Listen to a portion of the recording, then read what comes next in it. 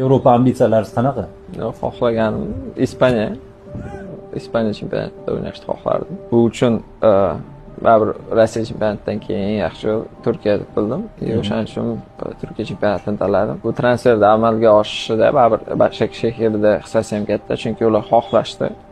Realni xohlagani uchun qiyin bo'lsa ham oxirigacha kurashdi. Oxirida baribir amalga oshirishdi. Bu transfer masalan yopilib ketishi ham mumkin edi, chunki har xil bankovskiy sistemada sabablar o'sha har xil bo'yicha. Lekin ular ham baribir o'zining gapida turishdi.